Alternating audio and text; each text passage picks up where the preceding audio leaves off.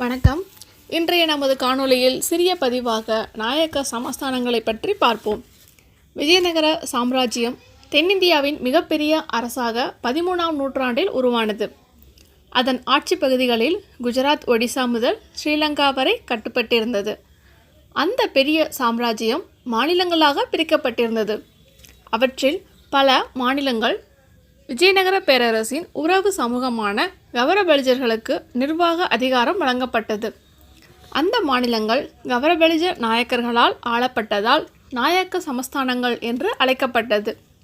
அவை மதுரை, தஞ்சை, செஞ்சி, சந்திரகிரி, கேளடி, கொண்டவீடு, தேவகிரி, மூசினூறு, கண்டி ஆகியவையாகும்.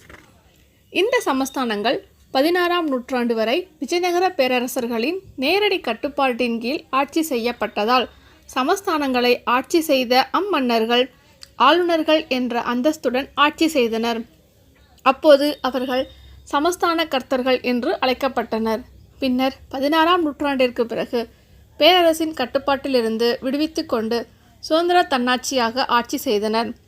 அப்போது அவர்கள் நாயக்க மன்னர்கள் என்று அழைக்கப்பட்டனர். விஜயநகர பேரரசும் மதுரை, தஞ்சை, செஞ்சி, சந்திரகிரி, கேளடி, கொண்டவீடு, தேவகிரி, மூசினூறு, கண்டி ஆகிய சமஸ்தானங்களும் நம் முன்னோர்களான கவரபெலிஜர்களால் ஆட்சி செய்யப்பட்டதே.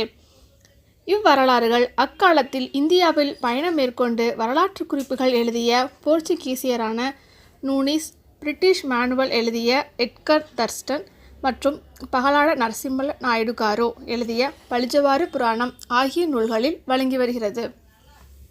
நன்றி. இந்த வீடியோ உங்களுக்கு பிடிச்சிருந்தா மறக்காம கமெண்ட் பாக்ஸில் கமெண்ட் பண்ணுங்க. இந்த வீடியோவை நம்ம கவர சொந்தங்களுக்கும் மற்றும் நம் நண்பர்களுக்கும் மறக்காம ஷேர் பண்ணுங்க. இதுவரைக்கும் நம்ம கவர மகாஜனம் சேனலை சப்ஸ்கிரைப் பண்ணாதவங்க மறக்காம சப்ஸ்கிரைப் பண்ணுங்க. பக்கத்தில் இருக்கிற பெல் பட்டனையும் மறக்காம ப்ரெஸ் பண்ணுங்க. அப்படின்னா தான் நம்ம போடுற புது வீடியோ உங்களுக்கு அடிக்கடி அப்டேட் ஆகும். இந்த வீடியோவை மறக்காம லைக் பண்ணுங்க.